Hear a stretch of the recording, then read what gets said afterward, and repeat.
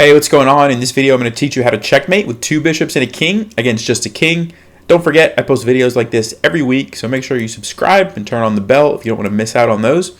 And at the end of this video, I have a tactics puzzle to see if you can solve, so stick around for that. But now, let's get started. So checkmating with two bishops can be broken down into three main steps. The first step is going to be to centralize your bishops and create a V. So it'll look something like this with your bishops, and you'll support them with your king. The second step is going to be to force Black's king backwards from inside that V towards the edge of the board where he can move back and forth between two spaces. And that's important because you don't want to get a stalemate. You have to leave him at least two places to move back and forth. And then the third and final step would be to force him to one of the corners where you can achieve checkmate. And I know that looks like a lot of arrows and highlighted squares, but really it's not so bad. And when we go through the example, you're going to see exactly how easy it is. So let's go ahead and look at an example. So the first thing I'm going to do is bring my king forward. And if he moves here, I'm going to bring my bishop. If he moves here, I'm going to go check. He's going to go back, bring my king up. He's got to move back somewhere, or maybe over here. I'm going to go check. So he moves here. I'm going to go check. And if he moves here, step number one is now completed. So we've got this V with our bishops, and his king cannot cross through these lines of the bishop. So he has to stay in this area right here. So step number two is force him back to these two squares. So how do we do that? Well, you need to bring your king around the side of your bishops. So I'm going to come over here, and when he moves his king over, now that the king is on the side, you can support your bishop by going here, and you make it a little bit smaller. So he cannot go sideways anymore, he has to go backwards. And then you can bring the bishop up, and when he goes here, we can do the same thing, bring my king up. And when he goes over, this is a little bit of a different situation, because if I bring my bishop up again now, it lets him escape here, right? He can escape this way, and then we have to chase him down again. So in this particular case, you have to make a king move. So I can bring my king up to cut off that square. And again, it achieves the same thing. He has to go backwards.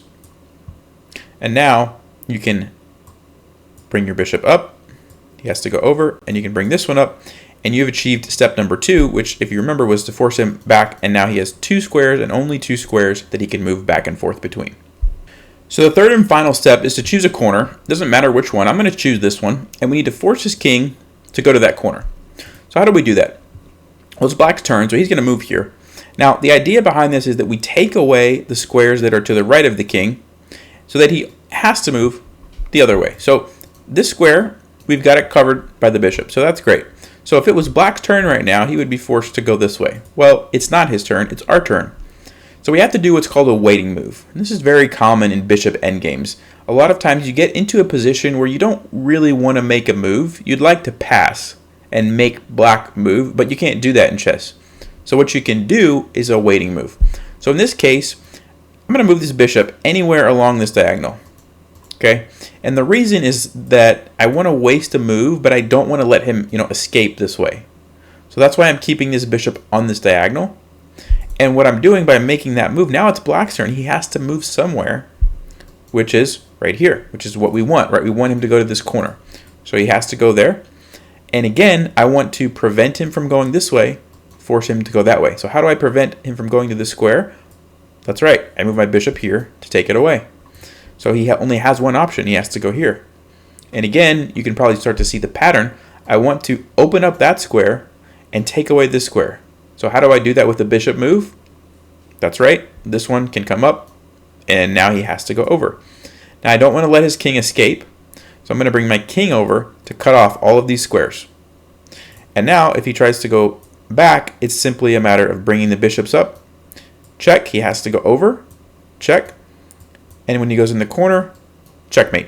So pretty straightforward. Now I do want to back up a few moves. When we were in this position right here, and we moved our king over to prevent him from escaping, and he tried to run this way, right? Now what if he would have went in the corner? So if you would have moved right here in the corner, one thing that I want you to be careful of is moving your bishop like here. What does this do? This creates a stalemate. Why is it a stalemate? Because his king is not in check. Nothing is attacking his king, but he can't move anywhere because we just took away his last available space. Right? So this is a stalemate.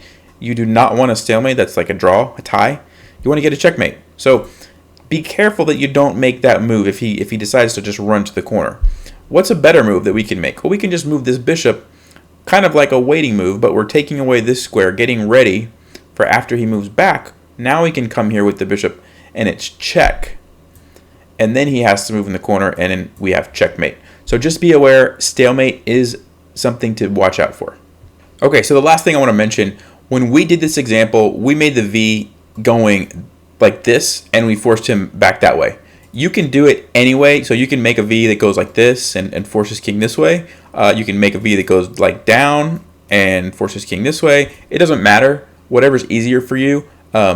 Just for the sake of example, I went forward and then to the side like that, but you can do it any direction. So, well, as usual, if you want to practice it, I'm going to post some links down in the description below where you can go and practice against the computer just to make sure you understand how to do this.